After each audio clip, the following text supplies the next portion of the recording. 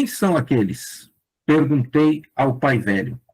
Você saberá no seu devido tempo, quando chegarmos à região circunscrita ao facho de luz, respondeu o pai João, sem aprofundar o assunto.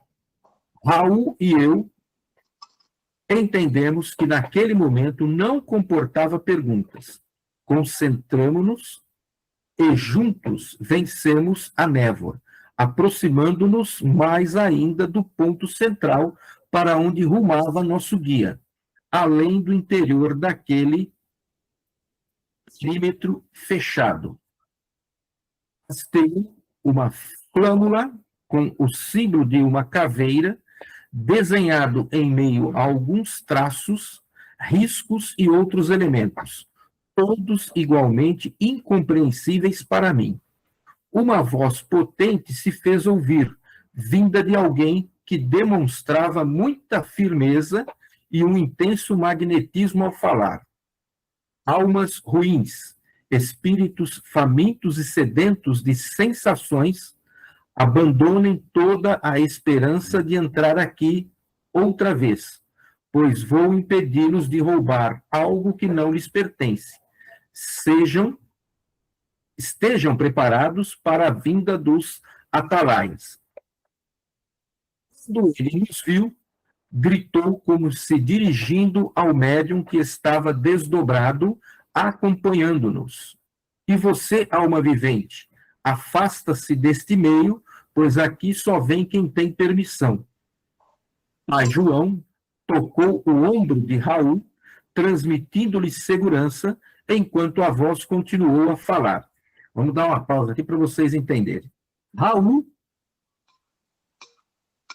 ele é um médium de uma tenda de Umbanda que se desdobrou e está indo junto com João, pai João, e com o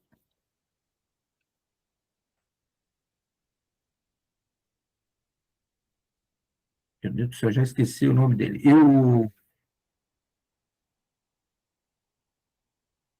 E o Ângelo Inácio. Os dois estão indo junto com o pai João. Só que Raul é um médium desdobrado. Então, o guardião reconhece que Raul é um ser vivente, ele está vivo, está encarnado, está apenas desdobrado lá, tá? Para vocês entenderem, por isso que ele fala aqui, ser vivente, né? Você também não tem permissão, faça. O que você quer aqui, tá?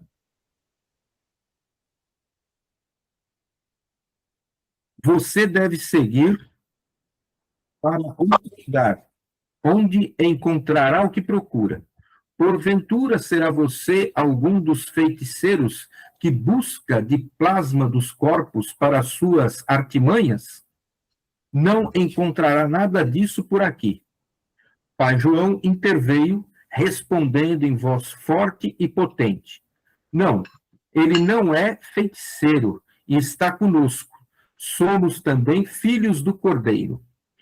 Falando assim, Pai João fez com a mão direita alguns gestos, de modo que por onde ele circula o dedo em riste, um sinal luminoso se esboçava nos fluidos ambientes.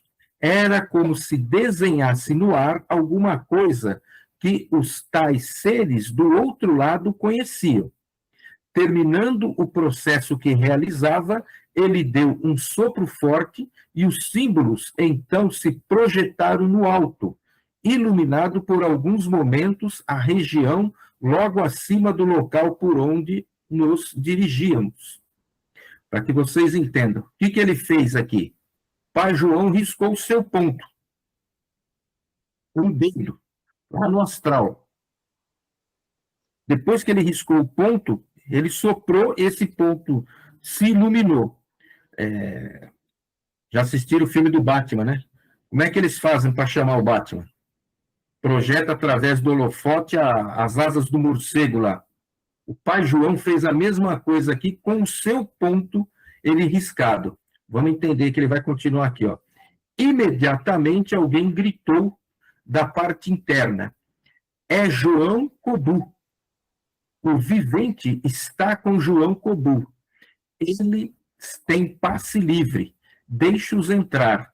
Quando chegamos ao lugar, de um grande portão foi aberto e notei uma cintilação envolvendo todo o ambiente externo, como se fosse uma rede finíssima.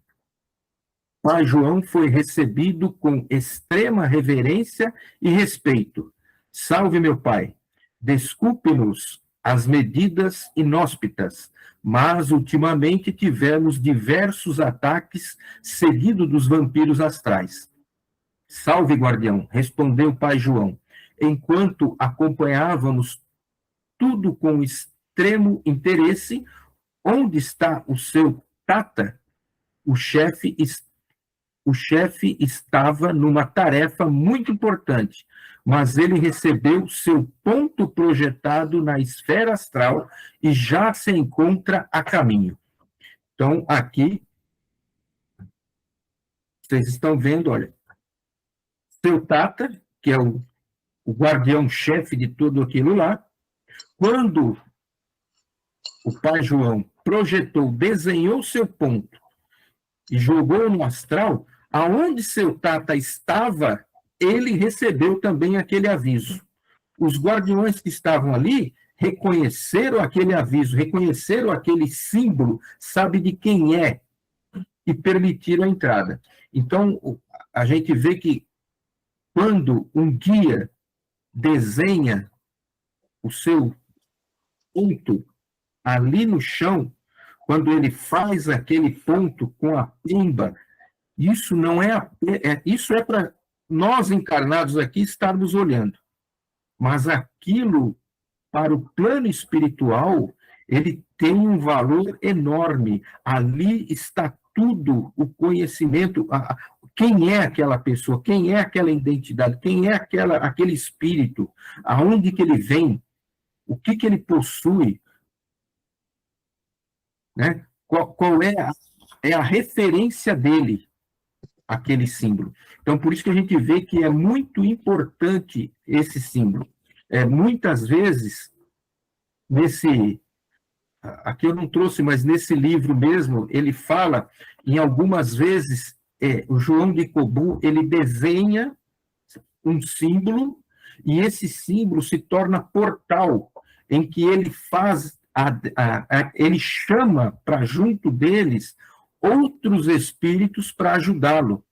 Então, às vezes, a gente vê em alguns trabalhos, quem frequenta muito a casa, vai ver que tem alguns guias até, que quando estão trabalhando, ou estão fazendo um trabalho para uma pessoa, estão cuidando de alguém, ele pede a pemba, ele desenha um ponto, acende uma vela, e ali ele fica atendendo aquela pessoa.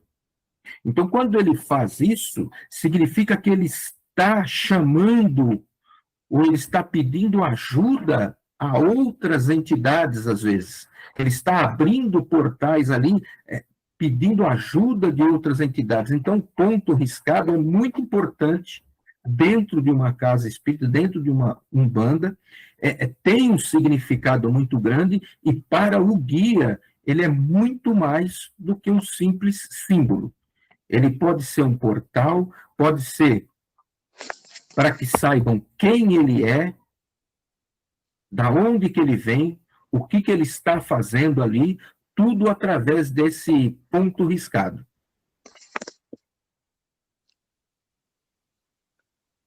Então, por isso que é importante que os médiuns, principalmente os novos, né, tenham a paciência de aguardar o momento certo em que o seu guia vai estar realmente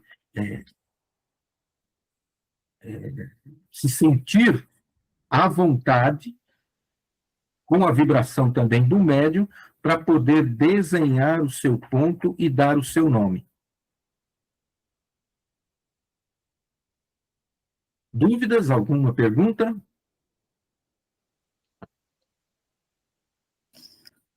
Otônio, Uma vez que ele desenhar esse ponto, das outras vezes que ele vier, ele já tem esse nome, já não precisa mais ele identificar, é isso? Isso. Isso é feito uma vez só. Uma vez só, né? Uma vez só. É claro que, como eu falei, às vezes eu já vi isso muito. Tem muitos guias que eles trabalham com o ponto, né?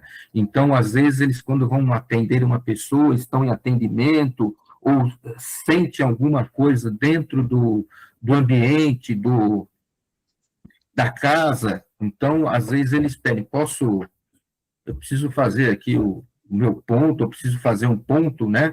Que eles conhecem vários, então às vezes não é nem o mesmo, não é nem o dele, mas é um ponto riscado aonde ele vai chamar alguém, abrir, pedir, né? Para que entidades venham ou buscar alguma coisa, também pode ser feito através desse ponto riscado.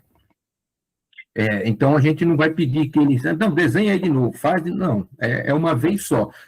Fez o ponto, deu o nome, pronto. Né? Aí, se ele se sentir na necessidade, não tem problema. Ele pede a pemba, a gente deixa por conta dele. Entendi. Obrigada, doutor. Inclusive, por exemplo, aí pode ter também... Preto Velho desenha um ponto, Caboclo desenha outro ponto, vários guias, né, tem o seu ponto e pode desenhar e dar o seu nome, tá? Mas na maioria das vezes é um só que risca o ponto, dá o nome, os outros vão depois falando. Oi, Priscila, pode falar.